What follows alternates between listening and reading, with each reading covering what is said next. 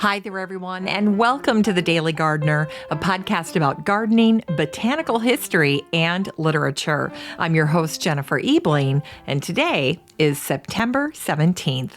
Today we celebrate a Swedish botanist and professor, a Scottish minister and naturalist, and a British botanist. We'll hear an excerpt about September's changing colors, and we grow that garden library today with a book about the language of plants, what they are saying to us if we only know how to listen. And then we'll wrap things up with an American writer and her description of the end of summer. But first, here's today's curated news.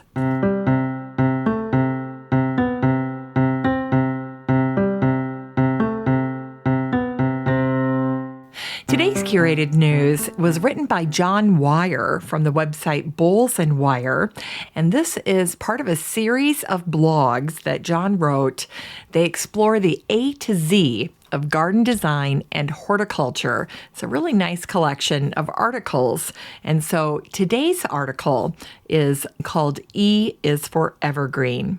And I love how John starts this out. He shares a typical conversation that he has frequently with his clients. The client says, "We want everything evergreen."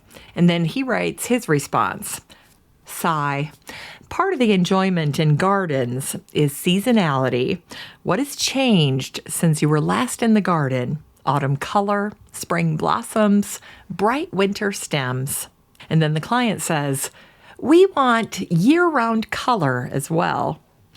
And then he answers, "Would you like chocolate sprinkles, nuts, and sauce with that?" And the client says, "Yes, please, and a flake." Well, of course, John is being a little tongue-in-cheek here. Of course, he loves evergreens, but as a garden designer, he really appreciates the full palette of plants, the wide range of material that's available to even home gardeners nowadays. But in this article that John writes about evergreens, he talks a little bit about the history of this group of plants, some of the standout plants that are evergreen, like holly and yew trees, and then he talks about some of his personal favorites to use in the garden. It's a fun little article. If you really like this piece by John, I'd encourage you to bookmark his blog so that you can read all of the pieces that he's writing in his A to Z series. And of course, I make it really easy for you to track down this website, this particular article by John, because I share it in the Facebook group for the show. All you need to do is head on over to Daily Gardener Community when you're over in Facebook, and then request to join if you're not already a member. And if you are a member, once you're there, just look for the little magnifying glass at the top of the page, and that's where you can search for the word evergreen, and then John's post will pop right up. Now, there is one other thing that I wanted to share with you today, and that is a sweet little book of poetry that my daughter got me for my birthday back in June. And this has been sitting on my desk ever since because I wanted to share it with you. It's called How to Love the World, Poems of Gratitude and Hope, and it was edited by James Cruz. Well, this sweet little book has adorable botanical art on the cover. Now, one of my favorite poems in this book is by Nancy Miller Gomez. Her poem is on page 58. It's called Growing Apples, and it starts out this way. "There is big excitement in C Block today. On the windowsill, in a plastic ice cream cup, a little plant is growing. This is all the men want to talk about, how an apple seed germinated in a crack of damp concrete." And then she goes on to tell this story in this sweet little poem.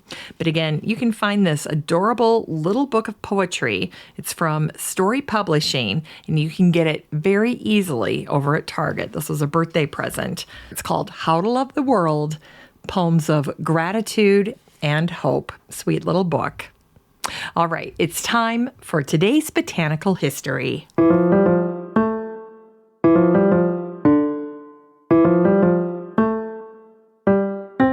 Here's Botanical History for today, September 17th.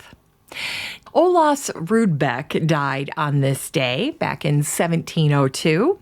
He was a Swedish botanist, and 4 months before he died, a fire destroyed much of his hometown of Uppsala. And at 72 years old, he helped lead the effort to save the building where he taught at the university, even after learning that the fire had destroyed his own home, along with his personal collections and writings. But thanks to Olaus, the university library was saved, and in quick fashion, after the fire, Olaus drew up plans to rebuild his city. The plans were carried out without him.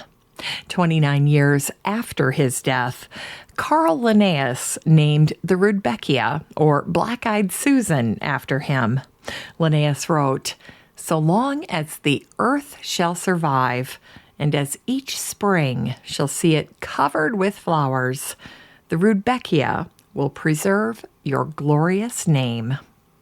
And it was on this day, in 1833, that the Scottish minister and naturalist Hugh Macmillan was born. In his book, The Ministry of Nature, which was published in 1871, he wrote, "Nature looks dead in winter because her life is gathered into her heart. She withers the plant down to the root so that she may grow it up again, fairer and stronger. She calls her family together within her inmost home to prepare them for being scattered abroad upon the face of the earth." And today is the birthday of Patrick Millington Synge. He was a British botanist, writer, and plant hunter, and he was born on this day in 1910. He served as chief editor for the Royal Horticultural Society. In 1934, he joined the British Museum's expedition to the Ruwenzori. It's a mountain range that covers Kenya and Uganda, and it inspired his book, The Mountains of the Moon, which was a nod to Herodotus's name for the area. This equatorial mountain range features lakes that were home to 6-foot-tall impatiens, 30-foot-tall lobelia, and thick tree-like heather. The experience was otherworldly, and Patrick's writing is romantic and lyrical. For instance, he wrote, "Slowly we glide out through a long lane of water and cut through the papyrus thicket into Lake Kyoga, where blue water lilies cover the surface with a far-stretching shimmer of blue and green." Vita Sackville West loved Patrick's book. In one of her columns, where she was writing about groundsel, she wrote, "Readers of Mr. Patrick Synge's enthralling book will remember his photographs of this alarming plant." Well, today, Patrick is remembered in the daffodil that bears his name, and in the stunning exotic flower, Abutilon Patrick Synge. It's time for today's Unearthed Words.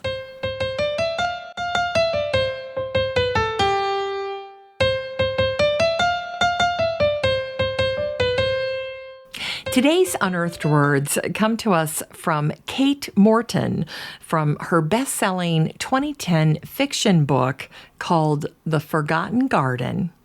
Here's an excerpt. "And finally it seemed autumn had realized it was September.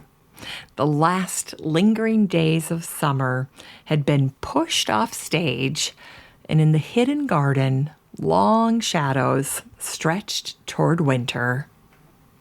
The ground was littered with spent leaves, orange and pale green, and chestnuts on spiky coats sat proudly on the fingertips of cold branches."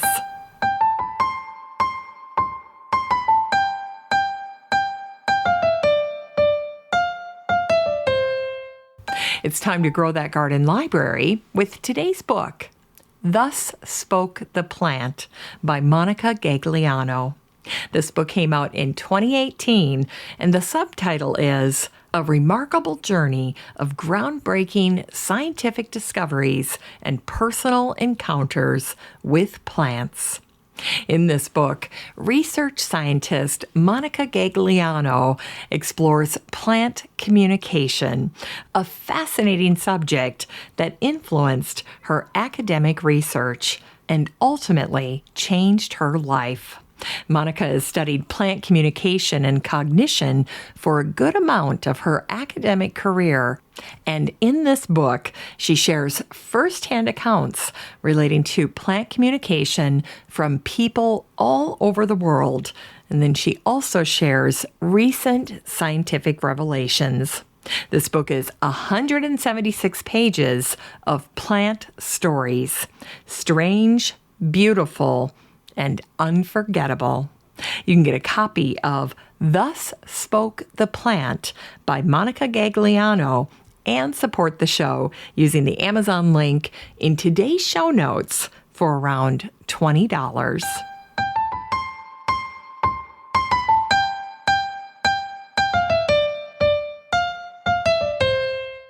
Finally, here's something sweet to revive the little botanic spark in your heart.